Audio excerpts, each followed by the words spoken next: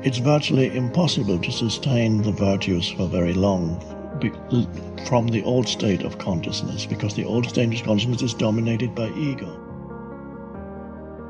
One of the greatest difficulties is handling this issue of ego and keeping it under control. So we need to reveal who we are, but we also need to master the art of who we are presented as our best, as it serves us and our children, as it serves us and our friends, as it serves us in our business. Your conscious awareness. It's what looks out behind those eyeballs. What is that? It isn't cells. It's some kind of conscious awareness that you are. And make no mistake about it, you've occupied a whole lot of bodies already. If 99% of who you are, you can't touch and you can't feel and you can't smell, then what is it? Who is it? Where are you? What is this thing called your essence, or who you are? And where does it go? As scientists delve deeper into the nature of what causes things to be as they are, they find themselves immersed in an unseen world of infinite intelligence, acting in a lawful and purposeful manner. What we encounter in the physical world appears to be but a manifestation of invisible cause. The kingdom of heaven, which I translated, as you may remember, as the dimension of formlessness or the dimension of spaciousness, is within you. And there's only one thing that matters, and that is to find within you that dimension of consciousness, and then live from that dimension of consciousness. But it is a constant and it never ends.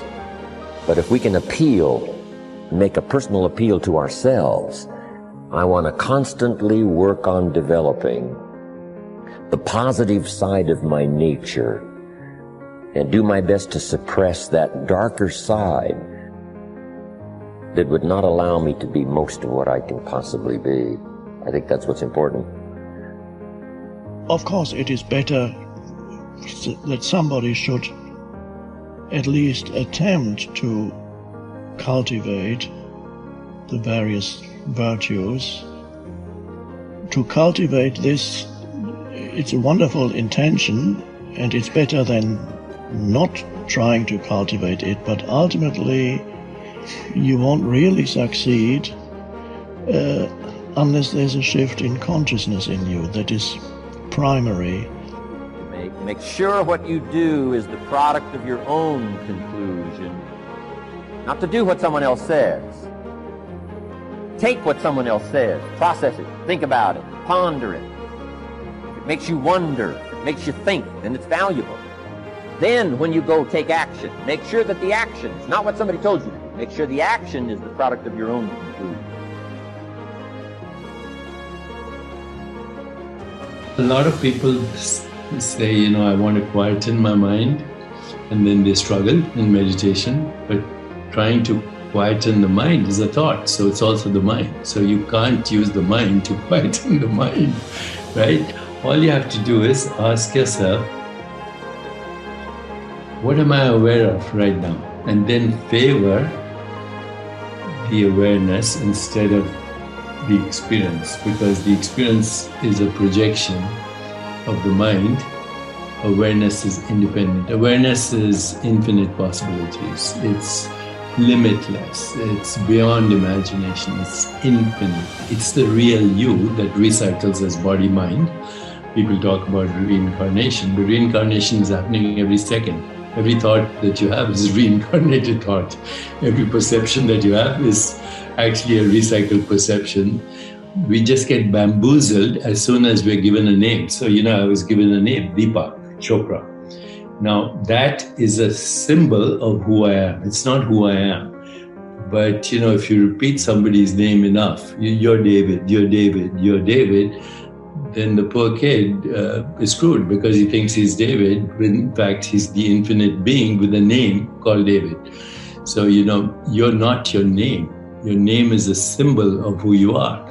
If I'm looking at a menu in a book, and all these beautiful dishes are there, I can't eat the menu Okay, so we use words as symbols, and of course, spiritual literature says first there was the Word, and the Word was with God, and God, became the Word, or whatever. There's some truth in that. As soon as you use words, you create form. So if I asked you, what is this? You'd say it's a book, but actually it's a color, it's a shape, it's a form. If a baby was looking at this book, it would be squiggles, shapes, forms, and colors. No idea that this is a book and the baby is called David. No idea. It's a joyful experience because the baby would see this and everything else as itself and would fall, in fact, is in love with existence. All you have to look at is a baby. The only time it says is when it's hungry or it's wet. Otherwise, it's in bliss. And why is it in bliss? Because it hasn't been bamboozled by constructs. If people could understand the magnificence of who they are, that their fundamental state is bliss and joy and awareness and existence, which is timeless. See, the body is in time, the mind is in time, every thought is in time, every perception is in time, every image you have in your mind is in time, except you, the one that's awareness. So once you get to that, this is what is called the spiritual experience. It's also actually the original religious experience.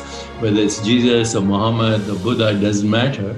The religious experience is just three things. First, you know yourself beyond body and mind. Second, you have the emergence of Platonic truth, which is goodness, harmony, peace, empathy, compassion, love, kindness, joy. And the third religious experience, not religion, I'm not talking about religious dogma, religious experience, loss of the fear of death.